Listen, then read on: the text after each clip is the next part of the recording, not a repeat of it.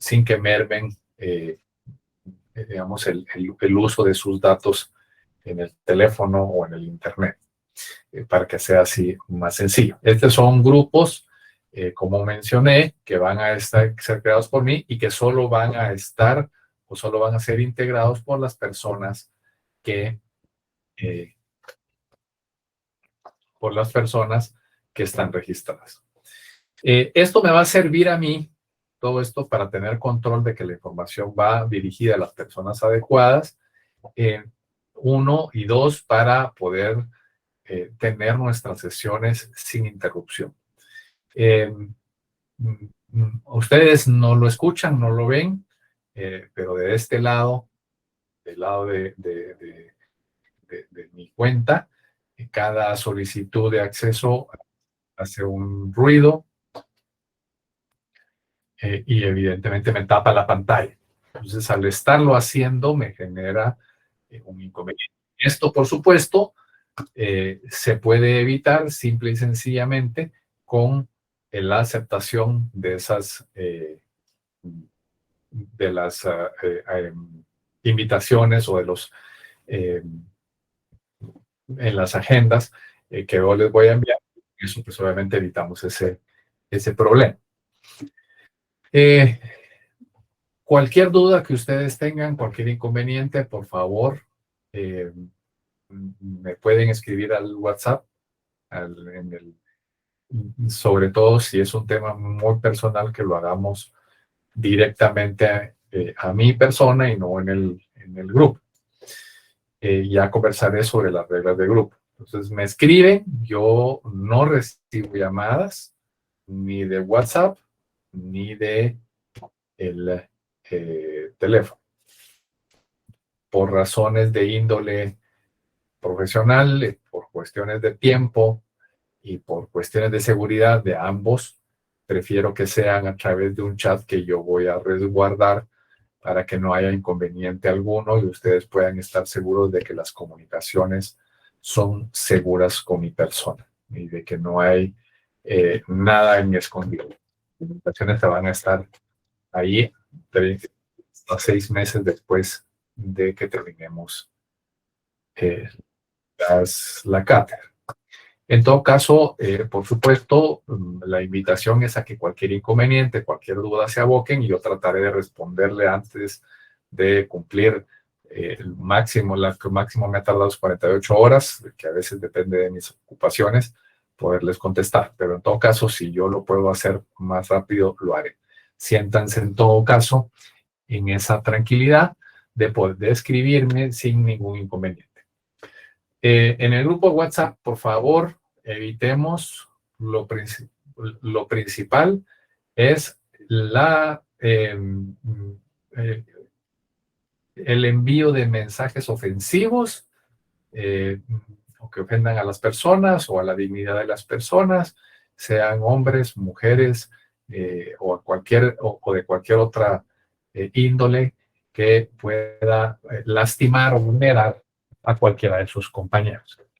Que lo utilicemos de acuerdo a las reglas que les he impuesto, con un horario en específico, mandando información específicamente del grupo o cuestionando asuntos generales del curso. Si tienen una duda individual, lo correcto es que se aboquen algunos de ustedes lo han hecho de forma directa.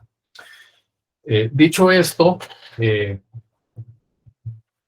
de los usos y de la metodología, pues la idea es que con esas dudas y con esa retroalimentación que yo voy obteniendo de ustedes, vamos a ir construyendo las opciones o los lineamientos de nuestras sesiones. Es decir, aquellas cosas en donde nos sentimos más débiles, pues les vamos a profundizar, y aquellas en donde estamos más laxos, pues ya no tendremos ningún problema. ¿Alguna duda respecto a lo que he mencionado?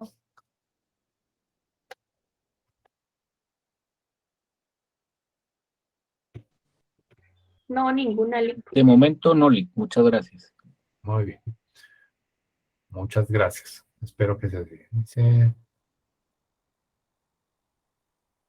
Sí, en esta solo estaba probando el tema de la transcripción. Alguien preguntó ahí, Marcos Andrés Higueros, que si solo se está transcribiendo y no grabando. Es correcto. Tal y como lo acaba de hacer nuestro compañero, lo ideal es que cuando tengamos una duda levantemos la mano. Alguien levantó la mano, pero ya no vi quién fue.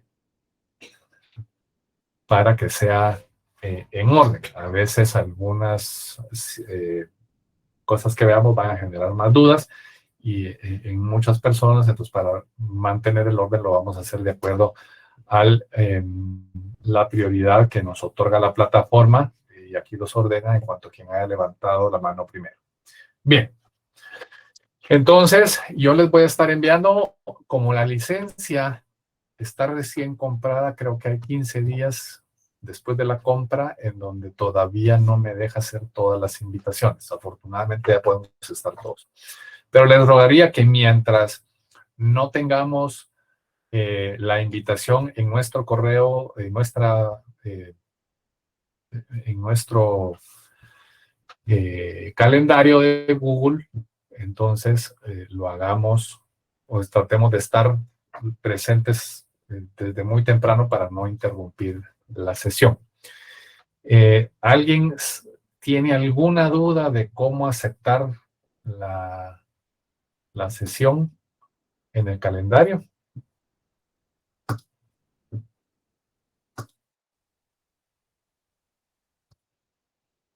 Ok, entiendo que todos sean así. Les ruego, por favor, que lo hagan porque la idea es que esa eh, aceptación en el calendario nos permita ingresar, acceder a las sesiones sin generar interrupción. Sí, adelante, Lilian, por favor.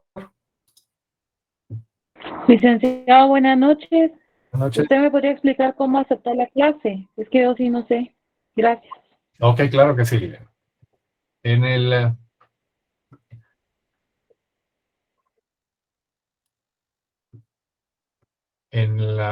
Vamos a aceptar. Permíteme un momento.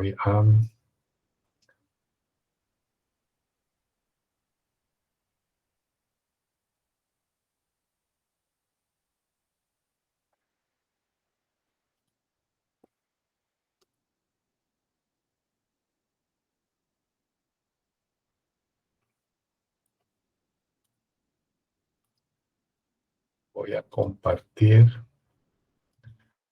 aquí con ustedes.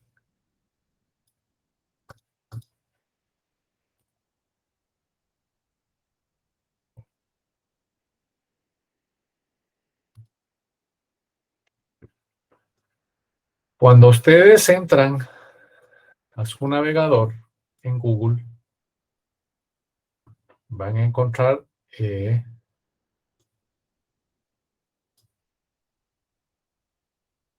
aquí en la esquina superior derecha, Lilian, les identifica una cuenta. Si ustedes ven aquí, yo tengo 2 cuentas registradas.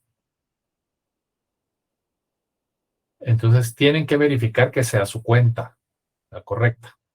Si solo tienen una, no hay problema. Entonces, en el caso del calendario, las aplicaciones que usa Google son estas que están acá en estos 9 puntitos.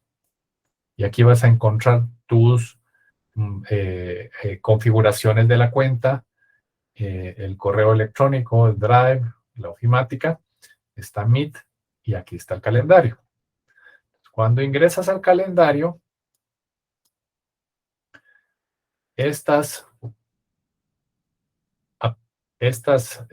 te aparece pues obviamente un calendario, tu agenda, y en ellas vas a encontrar que se te invitó a esta sesión que dice clase magistral, y entonces tú le das clic y las aceptas. Es aceptar a todas. Y con ello se va a quedar aceptado aquí. La forma de identificar si las has aceptado o no es que cuando no han sido aceptadas aparecen solo con una línea perimetral, solo con una línea alrededor. Cuando ya les diste clic y las aceptaste, que tiene que ser aquí, entonces ya te van a aparecer rellenas. Entonces, en este caso, es la forma más sencilla. Adicionalmente, te va a aparecer un correo electrónico en el que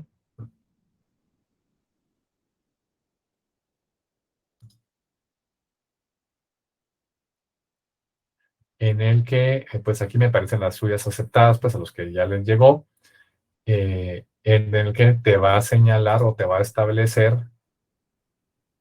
te va a aparecer que te he enviado la invitación y ahí te va a dar la oportunidad de aceptarla. Esas son las dos fórmulas para aceptar la cita en el calendario, Lilian, con la idea de que eso te permite, pues se vincula toda la ofimática, entonces te permite ingresar sin estar generando la solicitud. Entras y sales las veces que quieras, si se te cae el internet, puedes volver a entrar, etcétera, etcétera. De todos modos, Lilian, si tú Muchas gracias, licenciado. me puedes escribir y con mucho gusto. La invitación, Muchas gracias, licenciado. con mucho gusto, Lilian, te agradezco la pregunta. Entonces, no las he enviado a todos porque no me permitió mandar más que a 100 personas. En cuanto me lo permita, eso de las 100 personas es porque Google nos da 15 días de gracia en la licencia, o sea, nos da de gratis 15 días, entonces ahí está restringida, entonces tengo que esperar a que terminen esos 15 días para poder enviar las demás. Pero cuando ya las tengamos, pues ya haremos todo este mecanismo, que por favor les pediré a ustedes que me ayuden. Yo les estaré insistiendo en su momento. Es importante que tengamos y sigamos estas reglas, que cuando llenemos los datos que les pido, los llenemos con el cuidado necesario. Cuando todo es electrónico, no hay posibilidades de hacerlos de forma subjetiva. Si yo les pongo que mi correo es Ronnie Aguilar con 2 Ns, pero en realidad es con una N, todas las invitaciones que me manden a mí, pues me las van a rechazar. Entonces tengo que ser muy cuidadoso porque ya hubo algunas personas que me pusieron mal la cuenta de su correo electrónico. Eso es en cosas que me pude haber dado cuenta, que son muy obvias, como por ejemplo, que pusieron Gail o Yam en vez de Gmail o Mail sin la G o con un espacio, etcétera, etcétera. Todo ese tipo de cosas nos genera problemas también. Otros que me pusieron mal su número de carnet, pues me pusieron mal escrito su nombre, que yo me he dado la tarea de corregir, pero que debemos de ser más cuidadosos con eso, sobre todo porque pues nosotros como futuros abogados vamos a entrar ya a una era en la que vamos a ejercer la profesión de la mano de la tecnología. Voy a detener esta grabación porque esta ya no tenía mucho sentido y lo voy a volver a iniciar.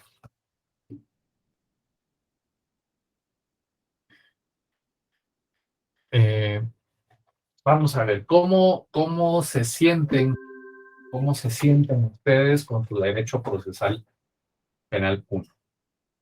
¿Qué? La verdad, ¿Sí? puedo opinar mal.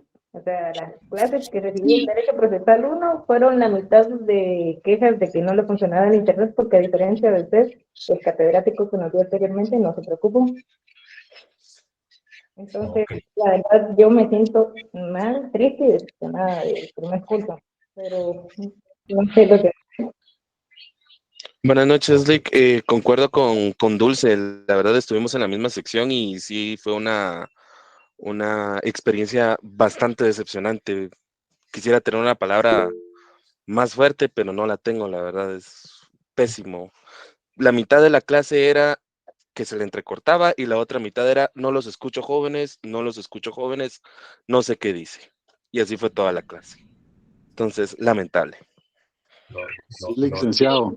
Nosotros Yo comparto también. la opinión de los compañeros, porque déjeme contarle que el licenciado que nos dio la clase, pues tenía un cargo importante en el gobierno, relator de algo decía, y eso le impedía asistir a clases y siempre era excusas y decía no se preocupen, excusas y en realidad pocas clases, licenciado. Sí, licenciado, fíjese que así como yo también, el licenciado que me dio Derecho Procesal, solo lo vi una vez y fue la última clase que al final lo conocimos y realmente nunca estuvo en todo el semestre. Ok.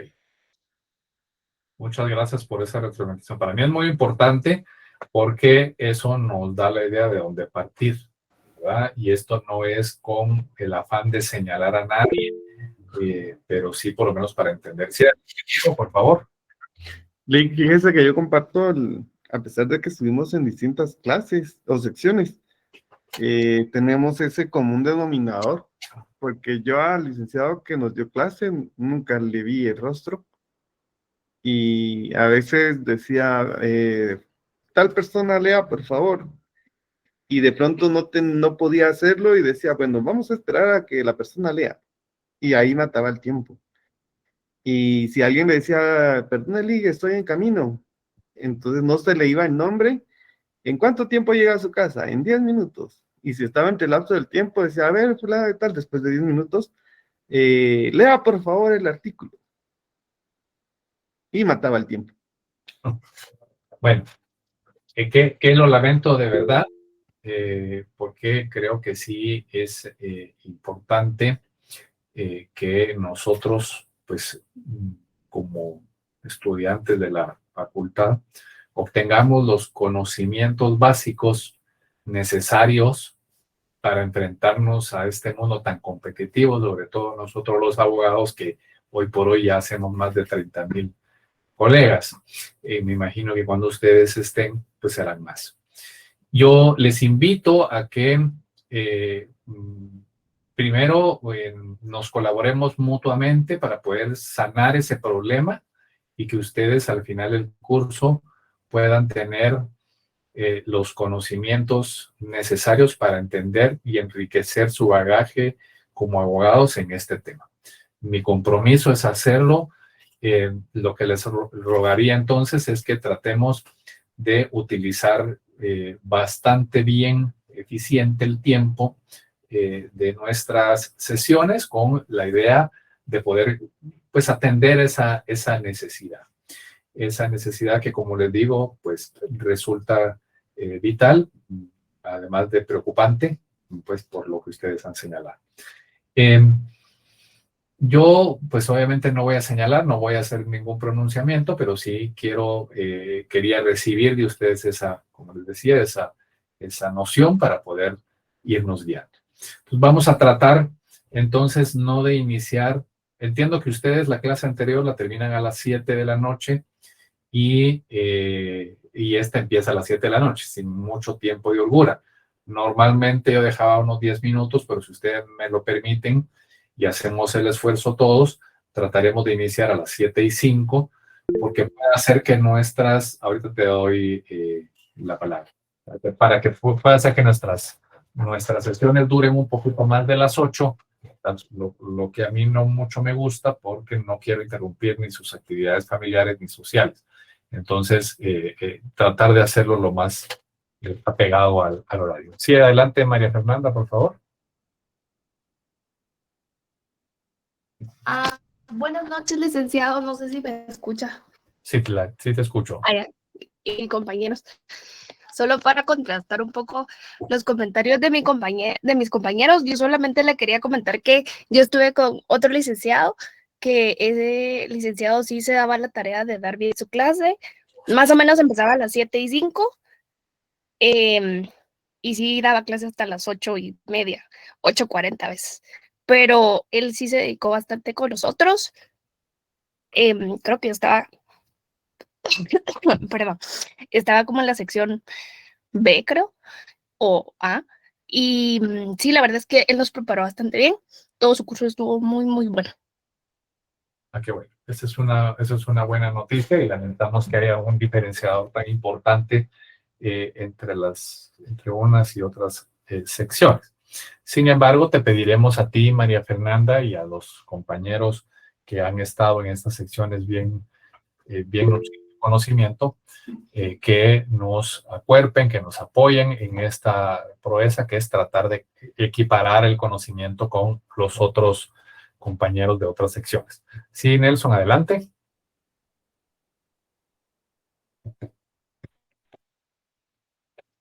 Sí, a nosotros tuvimos la jornada vespertina y sí a muchos, si no estoy mal, llegamos hasta en el artículo, los recursos, ya sería el artículo 453 del Código Procesal, porque además de las clases que hicimos, muchos de los compañeros optamos por recibir clases C, y con mucho gusto se auxiliar a que nosotros recibamos clases, pues, y con este avanzamos demasiado. Ok. Muchas gracias por tu aporte, Nelson. Bien. ¿Alguien más? Sí, adelante, Mirna, Dulce. Lick, yo por mi parte solo quisiera preguntarle si podría recomendarme algún libro con el que yo crea que puedo aprender, porque por lo menos por mi parte, yo con una leída y guía ya me voy, yo sí me conozco. Pero con este licenciado sí no tuvimos esa oportunidad de que nos dijera, aunque sea una guía doctrinaria para seguir nosotros y guiarnos. Entonces, si pudiera recomendarnos algo, por mi parte, yo creo que con mi grupo de estudio podríamos complementarnos en eso, pero no sé. Ok, vamos a procurar tener algún texto de referencia que nos sirva para eso. Sí, adelante, Leonel. Profesor, buenas noches. Buenas noches. ¿Me escucha? Sí, disculpe. Sí, te escucho. Fíjese que yo estaba viendo el contenido de lo que es el programa de estudio de Derecho Procesal 1, y realmente muchas veces uno interpreta mal la situación tal vez del que está dando la cátedra. Pero lo que pasa es que este viene bastante, yo creo que así lo ponen, me imagino yo desde la facultad, viene bastante, no es muy extenso, sino que es bastante escueto. Lo único que donde van los títulos, pues ahí se desarrollan diferentes actividades, ¿verdad? De las que nosotros tenemos que ir estudiando. Pero yo sí lo vi y sí lo vi bastante flojito el programa de estudio. No era cuestión de los licenciados muchas veces, sino que venía bastante, si usted lo ha visto, ese viene bastante como pequeño, no trae mucho contenido. Correcto. No es muy extenso. De hecho, obviamente, yo sí lo comparo con lo que me correspondió estudiar a mí, pues que es la referencia que yo tengo. Ya fue hace muchos años, por lo que podrán notar en la pantalla. Pues obviamente hay una diferencia abismal, ¿no? Y a veces esa es la referencia que uno tiene. Pero yo primero les reitero que yo no quiero señalar a ningún catedrático, gracias a Dios no hemos mencionado ningún nombre, solo hemos señalado si hay algunas falencias, pero creo que sí es importante tener ciertos elementos. Yo precisamente en tiempos recientes he estado peleando una circunstancia en tribunales y es una excepción por falta de acción en una querella que se me ha pues, en la que estamos colaborando. Y en esta, digamos, hay elementos doctrinarios importantes que si no las tenemos de base, cuando hacemos esa lucha, cuando hacemos esa práctica profesional, pues no la llegamos a comprender. Por eso es importante partir de esos elementos básicos que a veces esa parte que está sencilla es la que que a veces se nos queda, pero yo creo que tampoco genera ningún inconveniente si vamos haciendo un repaso de ideas y de conceptos para dejarlos bien sustentados y así homogeneizamos los criterios que tenemos en nuestra sección. Y aquí, como todo proceso, yo creo que es importante entender, entiendo ustedes por el año y el semestre en que estarán llevando ya Derecho Procesal Civil, ¿verdad? Correcto. Sí, así es. Sí, licenciado, es el primer. Empezamos con procesal civil. Ok, entonces eso sí nos da un concepto ya, pues ya tienen el concepto claro que es un proceso, ¿no? Entonces, en el caso del proceso penal, y aquí es donde van a ir empezando a ver pues las diferencias entre una cosa y la otra. ¿Qué hace que inicie un proceso penal? ¿Cuál es el germen de un proceso penal? ¿Alguien tiene la noción de por dónde empezar? La denuncia. Los actos introductorios. Levantemos la mano. Algunos La dicen, violación de un derecho. exactamente. Aunque no es exactamente la violación de un derecho, porque eso ya es una declaración, que no vi quién lo dijo. No. Dulce. Cometer un delito. Sí, pero no es exactamente la comisión de un delito, porque no podemos estar seguros de que hay una comisión delictiva. Lo que hay es un hecho no flagrante, porque es flagrante es porque sí, ahí lo está mal, pero es un hecho que tiene un hecho jurídico que se reviste de una apariencia delictiva. ¿Ah? Eso es lo que provoca el nacimiento del proceso penal. ¿Por qué digo que solo reviste la apariencia? Porque no necesariamente tiene que haber delito, porque no necesariamente yo tengo que estar seguro de que hay un delito. Que lo va a decidir es el juez mediante el análisis que se haga de los elementos de prueba que se puedan sustanciar de las investigaciones, y en ese momento podremos determinar que existe o no existe un delito. Entonces, con la simple sospecha o con el simple acaecimiento de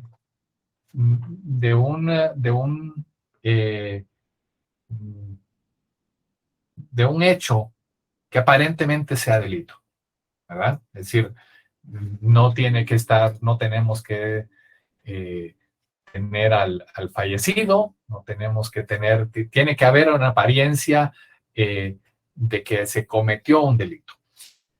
Muchas veces nosotros nos orientamos en el derecho penal a pensar en aquellos delitos más sencillos, más fáciles de digerir, que son los delitos contra la vida, los delitos contra el patrimonio, pero hay cosas que van bastante más allá. Por ejemplo, los delitos que yo les mencionaba el primer día, que están relacionados con las entidades mercantiles, que están relacionados con la propiedad intelectual, que tienen que ver con más allá, o que nos hacen tener que integrar y tener conocimientos de otras ramas del derecho. Que eso pues ya poco a poco iremos. Pero vamos a ver.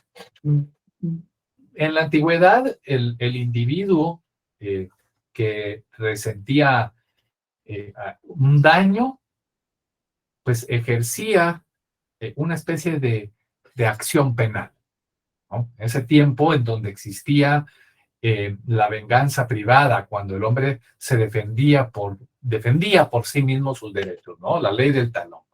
Tal pena cual delito, ¿no? Esto, pues, es lo que quiere decir la palabra talión. Es decir, alma por alma, ojo por ojo, diente por diente, quemadura por quemadura, mano por mano, cardenal por cardenal, casa por casa. Ahora,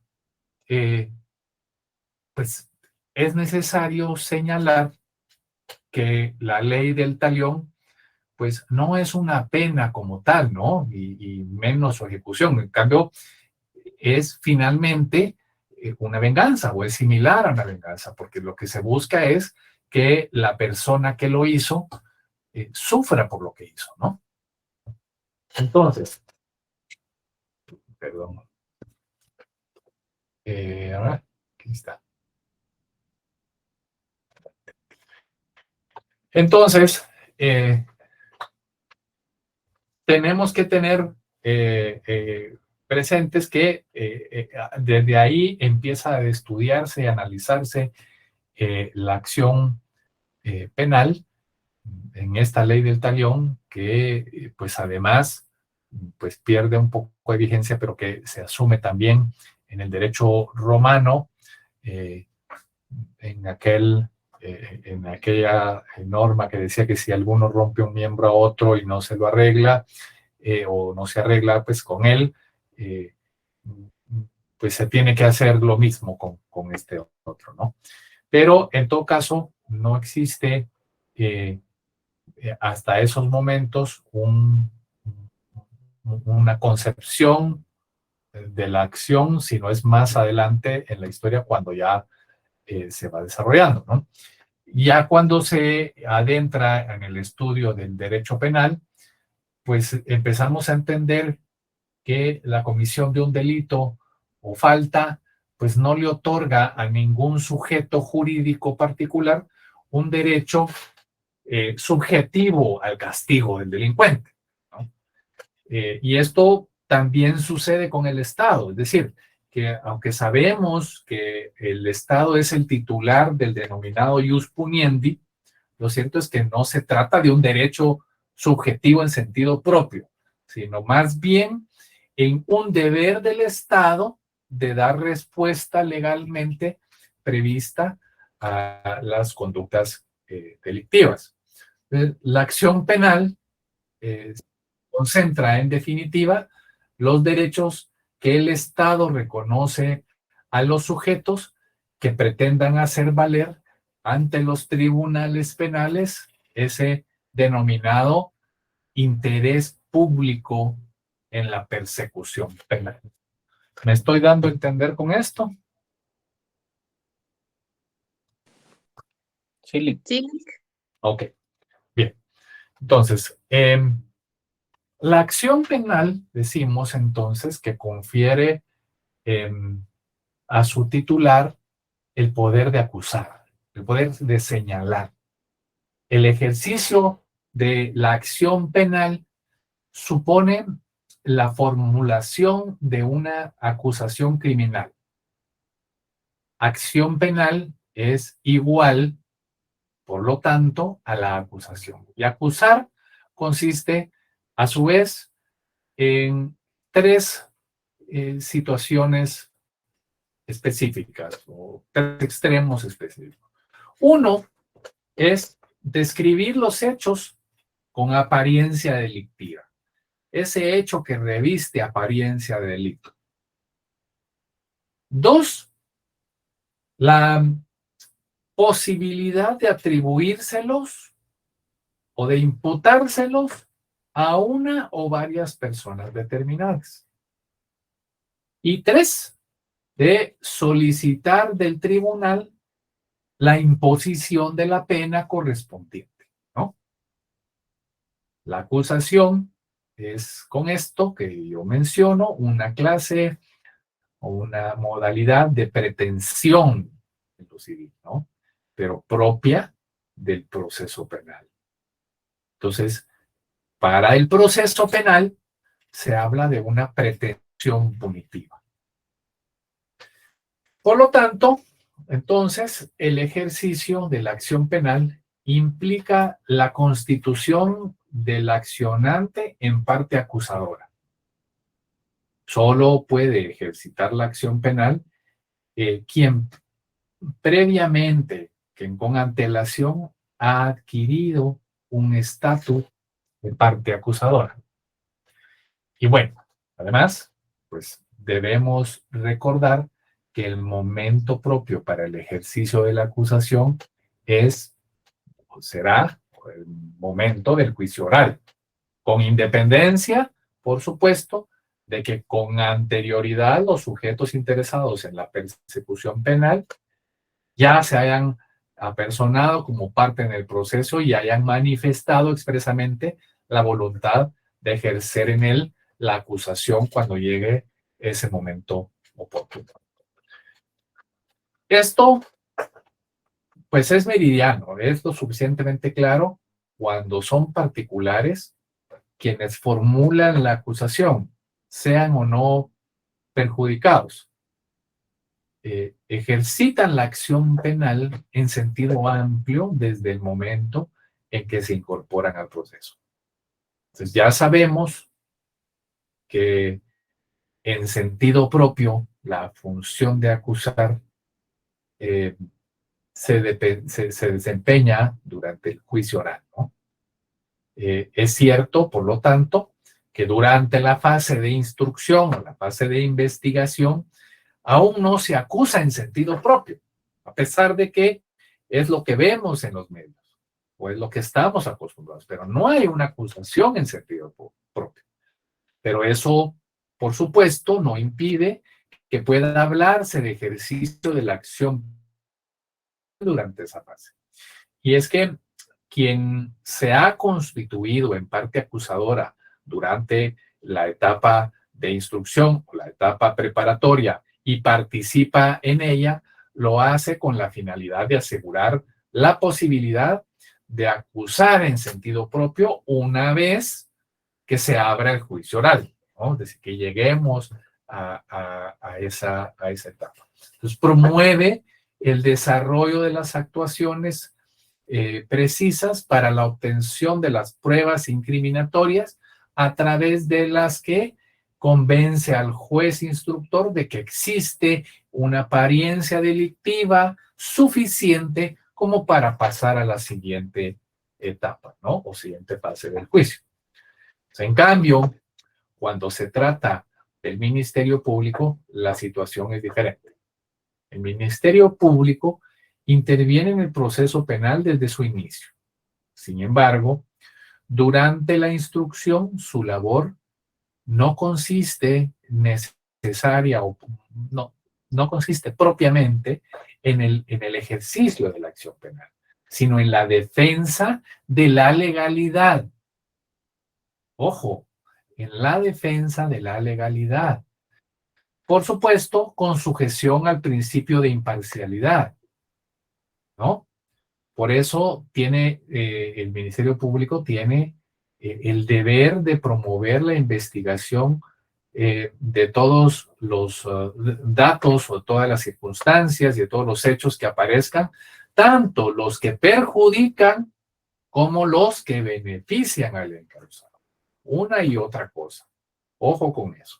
Eso es muy importante porque lo que conceptualmente nos arroja la realidad es diferente.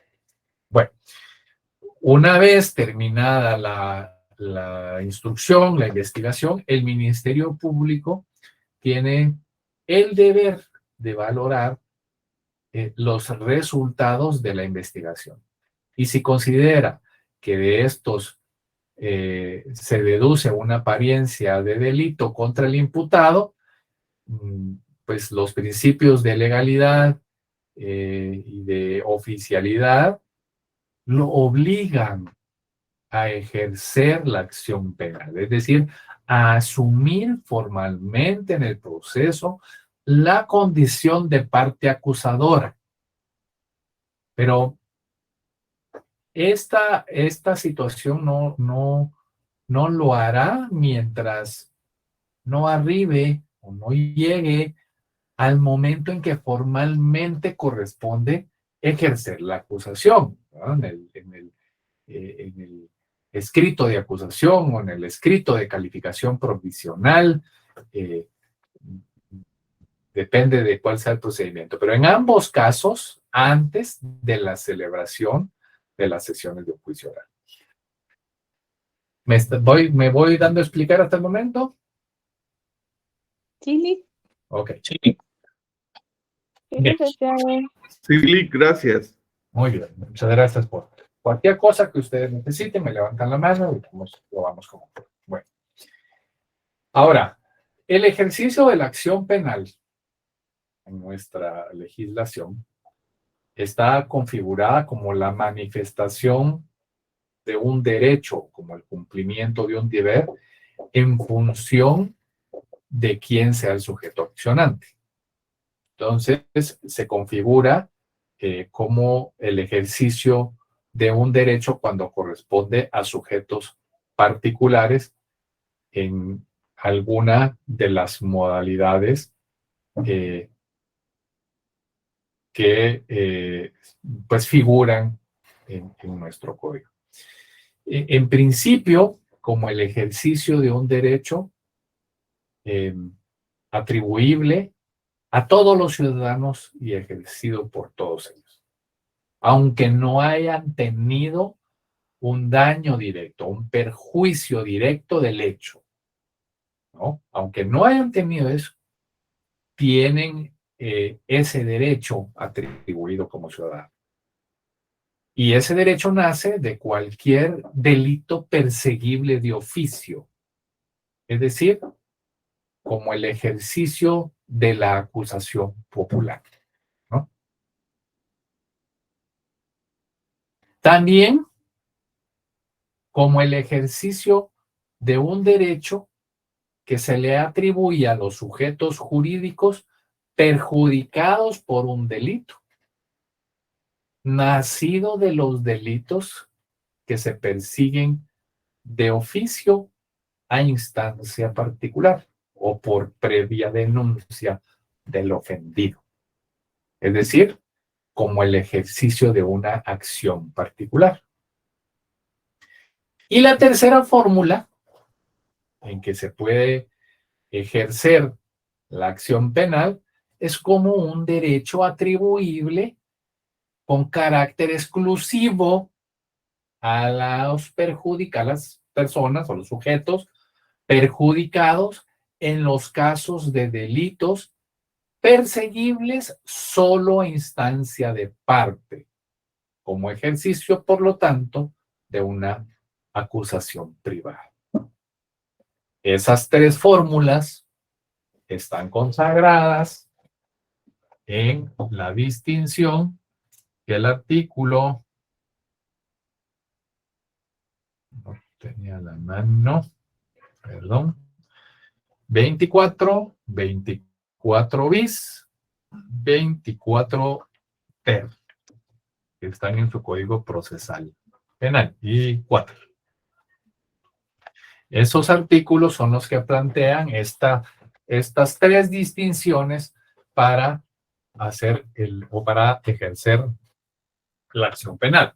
Como ustedes, algunos de ustedes ya las conocen, solo o lo que vemos ahí es una clasificación que el código hace respecto a cuáles delitos se configuran como perseguibles de oficio, cuáles lo son perseguibles de oficio a instancia particular y cuáles son perseguibles solo a instancia privada, ¿no? O sea, que es lo que se conoce doctrinariamente como la acción popular, que son los de oficio, cualquiera puede denunciar, la acción particular, las que se persigue solo con los que han sido, o se persiguen de oficio cuando han sido denunciados por aquellos que están legitimados para hacerlo, y los de acusación privada, que son aquellos en los que tenemos obviamente una persecución privada. Entonces, con eso pues, se configura el cumplimiento de un deber cuando el que la ejercita es el Ministerio Público ante la presencia de hechos pues, que revisten esa apariencia de ser delitos públicos o semipúblicos en el caso de la instancia de parte. En todo caso, el ejercicio de la acción penal constituye pues siempre la manifestación de un poder jurídico. Pues la idea de poder jurídico es un elemento común al ejercicio de un derecho y al cumplimiento, por supuesto, de un deber. Quien ejercita la acción penal lo hace porque puede, es decir, porque el ordenamiento lo reconoce o le reconoce el poder, lo reconoce como el sujeto que puede, o le reconoce el poder para hacerlo. Cosa distinta es que el ejercicio de ese poder no dependa de la simple voluntad del titular de la acción penal. Veamos. El vehículo, el instrumento típico por el que se ejercita inicialmente la acción penal es la querella. Ya veremos un poquito más adelante estos años. Con detenimiento, porque esto sí tenemos, independientemente de nuestra nivelación o no, tenemos que aprender a construir una querella, ¿no?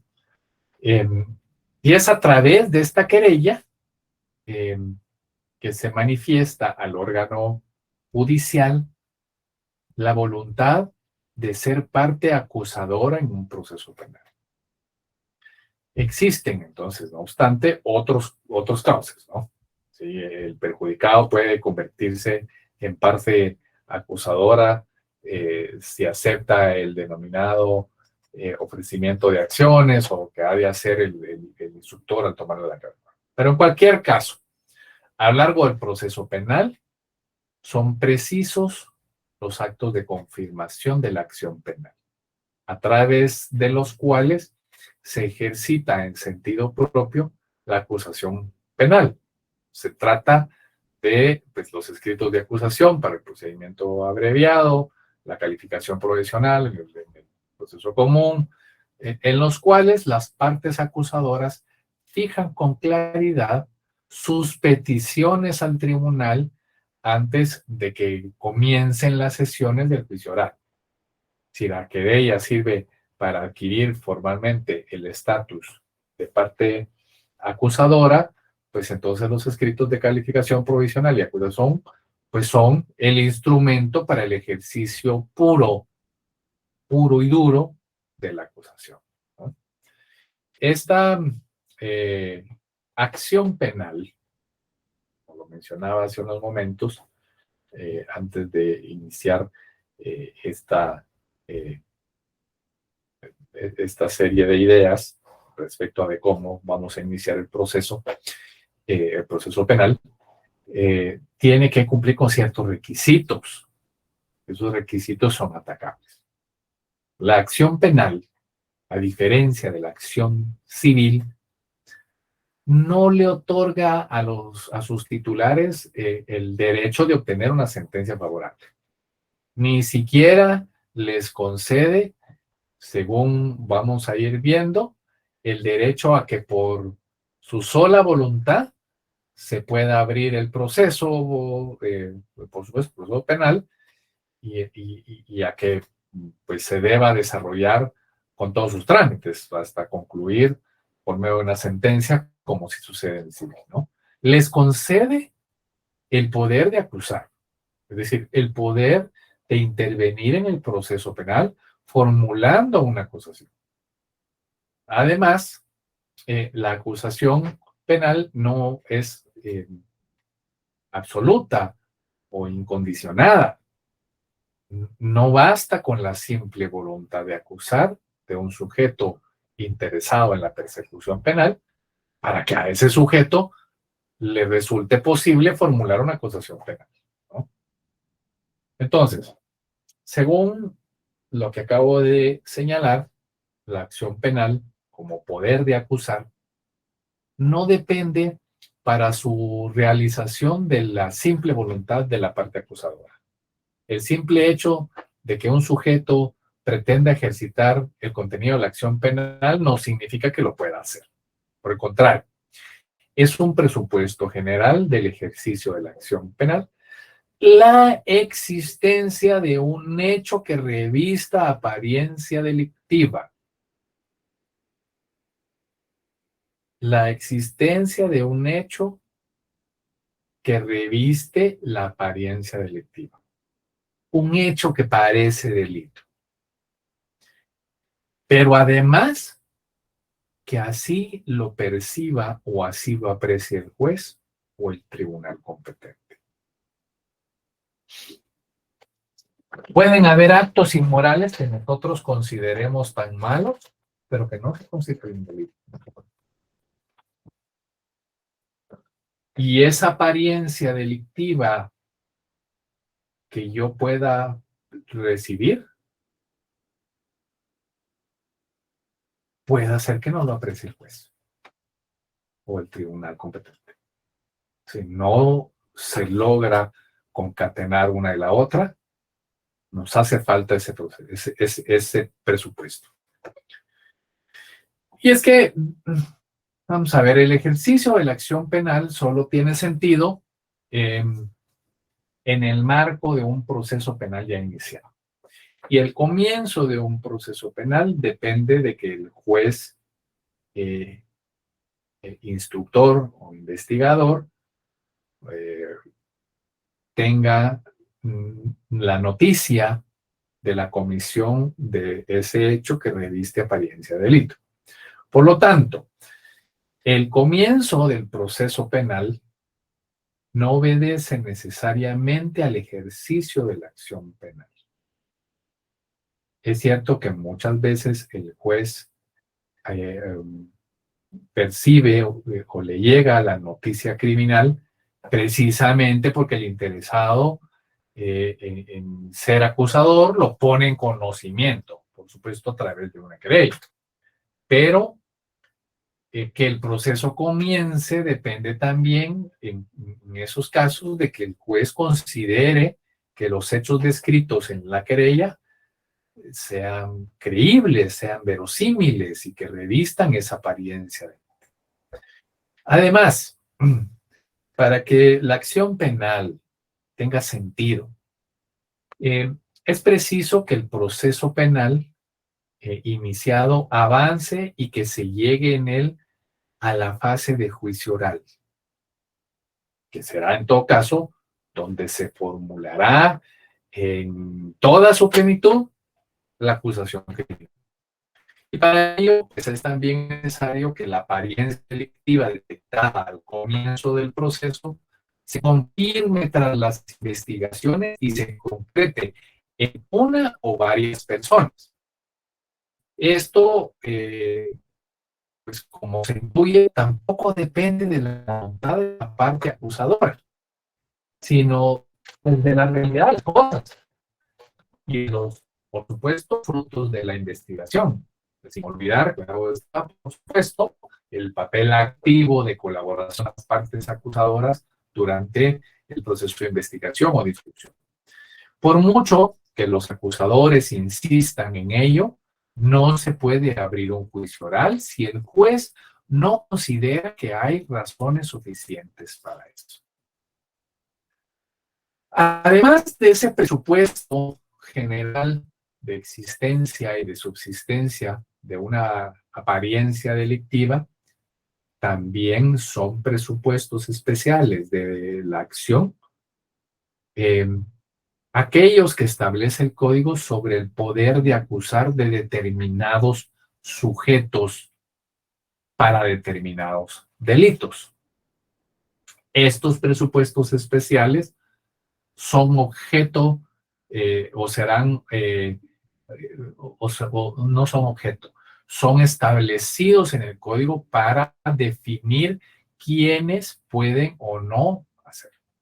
Por ejemplo, el legitimado para acusar o para señalar el robo de una cosa o de un bien es el afectado.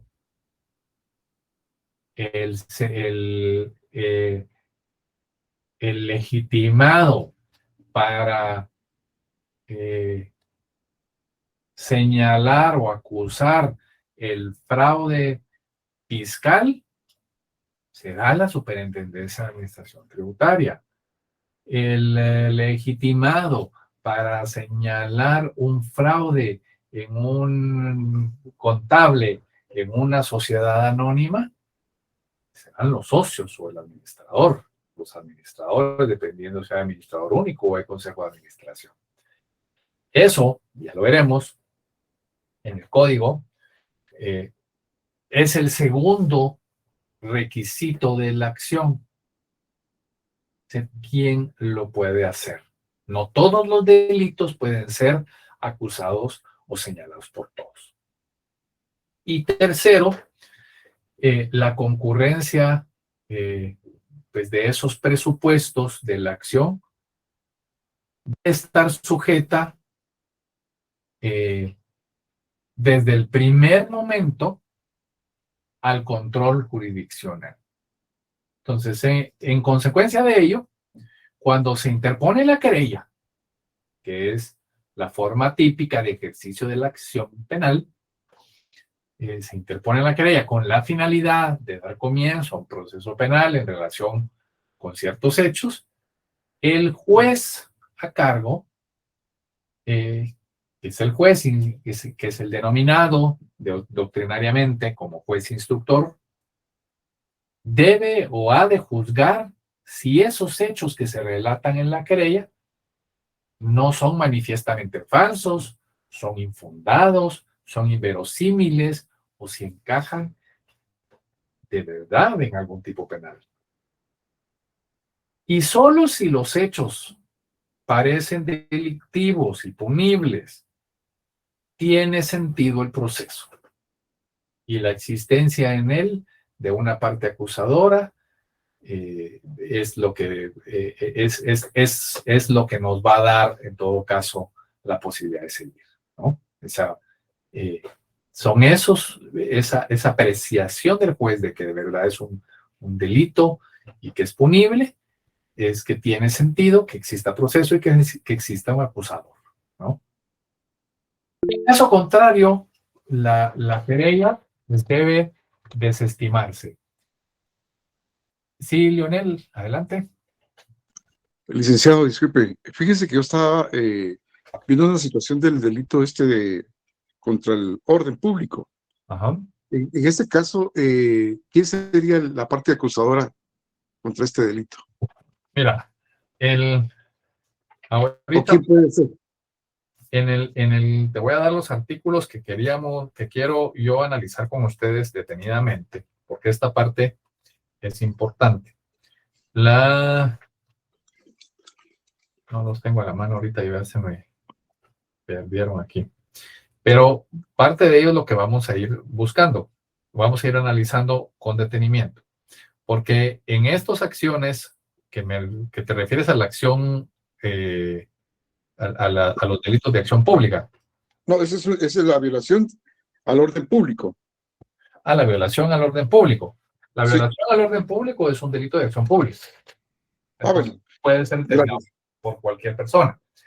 Dentro de todos, es que hay unos relacionados con ellos que están específicamente para ciertas autoridades. Y esas autoridades son las que vamos a ir viendo que están señaladas específicamente en el código. Pero lo más importante ahorita es que, digamos, logremos entender que en esos artículos, que debemos de hacer casar esos artículos con esta acción penal. Es decir, ¿quién es el sujeto legitimado? Y ahí es donde vamos a establecer si la acción penal es perfecta o no. Si no es perfecta, si no logramos ninguno de estos tres elementos, que ahorita estamos viendo el tercero, que es la convicción del juez respecto a la existencia del delito, es decir, de ese hecho aparentemente delictivo, si no existen esos tres elementos, no puede continuarse conociendo la querella. ¿no? Por supuesto, mediante el procedimiento adecuado, ¿no? Entonces, cuando el proceso penal ya se ha iniciado como consecuencia, pues, de una denuncia, de un atestado policial o del conocimiento privado de un juez, esa decisión de incoar el proceso o de iniciar el proceso presume que el órgano jurisdiccional ha apreciado la existencia de ese hecho con apariencia delictiva. Si se presenta una querella diferente a las otras formas de iniciar, que es la denuncia, el atestado o el conocimiento de oficio, pues entonces el juez pues ya no tendrá que volver a analizar si el hecho reviste o no la apariencia delictiva, pues el juez ya lo hizo antes, ¿no? O sea, tendrá por parte del querellante, cuando el hecho al que se refiere la querella sea ese que ha motivado la apertura del proceso, y siempre que no concurra alguna circunstancia especial que lo impida, tener al querellante con la condición de acusador. El presupuesto de la acción penal, entonces, consiste en la apariencia delictiva. Sigue siendo sometido al control del juez a lo largo de toda la fase de instrucción. Entonces, es posible que después de practicadas diligencias de investigación, el juez llegue a la conclusión de que no concurren los presupuestos a la acción penal, ¿no? O sea, se ha desvanecido por los medios de investigación la apariencia delictiva del hecho que se presenta como fundamento de esa acción penal. O bien se revela que quien ejerció la acción penal estaba incurso en alguna causa de denegación de legitimación para ejercitarla, alguna circunstancia especial, ¿no? Cumpliendo esos tres elementos, es que puede nacer y darse vida a la acción penal. Y es algo que tenemos que tener muy claro. Y ustedes dirán, ¿por qué nos estamos refiriendo a la querella y no a la denuncia? Porque la denuncia no necesariamente tiene que tener esos elementos, ¿no? O sea, ya veremos más adelante que el funcionamiento para que llegue, pues se puede desestimar la denuncia en sede fiscal, haciéndole ver que esos elementos son inexistentes, y que pues, obviamente el Ministerio Público no llegue a someterlo al juez. Y puede ser, pues, en todo caso, después de hacer las investigaciones, someterlo al juez para decirle que desestima el caso, y eso pues se convierte en una desestimación en judicial. Pero esos tres elementos son los que eventualmente hacen nacer y hacen persistir y hacen legitimar la acción penal. En la siguiente sesión vamos a continuar con esto que nos mencionaba Leonel, que son los hechos, son los términos legales relacionados con la legitimación especial para cada uno de esos delitos. ¿Tienen alguna duda respecto a lo que yo haya dicho? ¿Me di a entender en la explicación que di? Sí, licenciado. Muchas gracias, Leonel. Excelente su explicación, licenciado. Muchas gracias. Muchas gracias. Bien, entonces, sí, Valverde y Gisela, sí voy a compartir el video. Me voy a dedicar este fin de semana a corroborar el ingreso. Hay unas solicitudes pendientes en el grupo de Facebook para subir este video. Y ya lo puedan ver. Y Mirna, Dulce, María. Sí, no se preocupe, yo sé que se olvida que es Dulce porque aparece primero Mirna, pero bueno. Fíjense que estamos consultando ahí con algunos compañeros si usted nos va a brindar lo que es un material escrito, o sea, para Voy a consultar, ponerle, leer. hay algunos textos, miren, no tengo yo dentro de mis libros alguno PDF que les pueda servir, que les pueda subir. Voy a buscar con mucho gusto alguno de doctrina para que lo tengan. Y hay algunos textos en el mercado nacional con que están basados en nuestra legislación, que son lo suficientemente buenos como para ir entendiendo el panorama que yo les puedo recomendar. Voy a buscar cuál es el más adecuado o cuáles son los más adecuados para que ustedes los busquen y los vayan pues dándole lectura a la par de ir entendiendo los conceptos. Con mucho gusto yo se los busco. Gracias, Lick.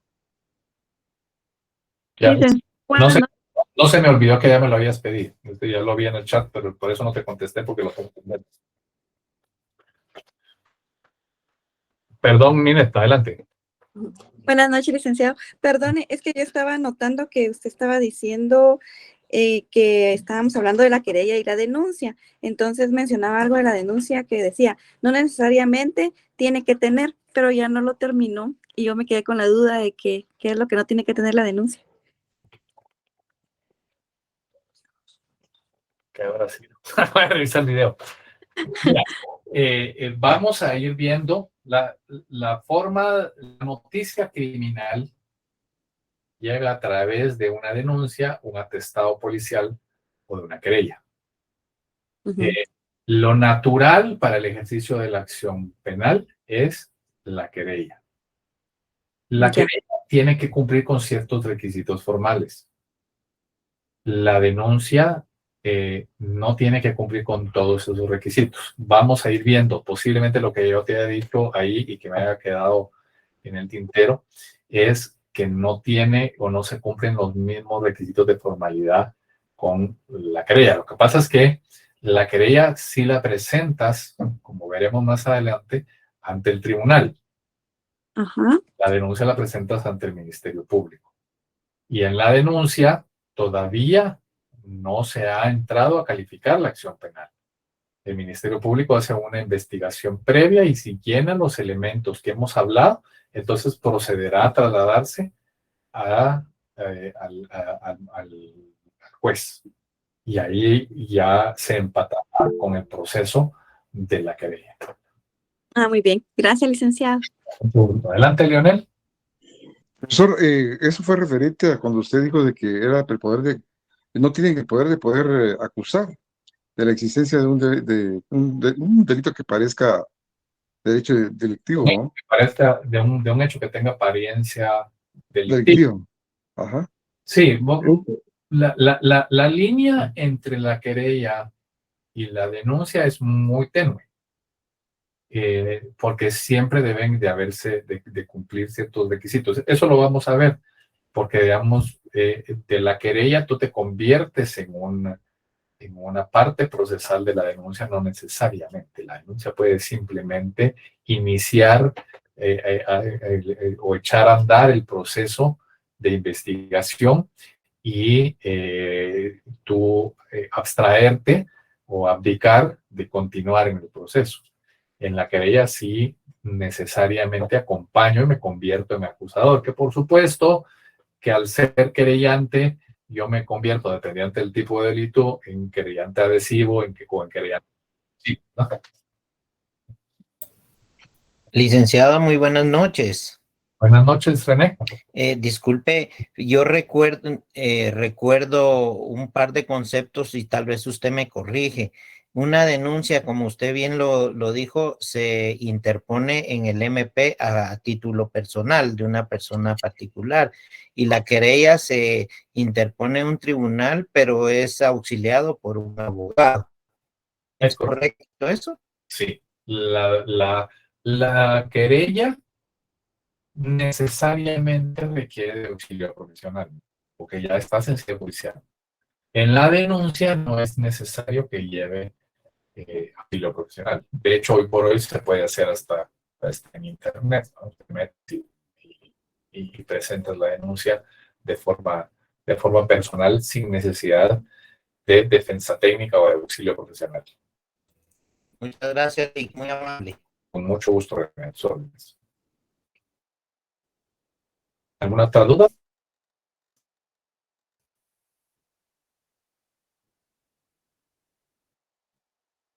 Gracias.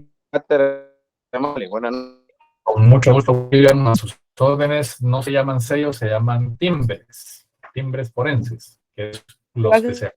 Alguien hizo una pregunta ahí. Los timbres que se... Perdón, Jocelyn, adelante. No, únicamente para decirle su cátedra al licenciado. Muchas gracias. Te agradezco mucho. A ustedes todos les agradezco su presencia y asistencia a esta sesión. Esperamos vernos entonces el próximo martes. Ir resolviendo los accesos, como yo les he señalado. Cualquier duda de conectividad de las plataformas o del contenido de la clase, no duden en escribirme sin ningún reparo, por favor. Les agradezco a todos, les deseo una muy feliz noche, que tengan una actividad familiar gratificante el resto del día. Gracias, Liz. Gracias, Liz. Gracias, Liz. Buenas noches. Gracias. No, aquí tiene.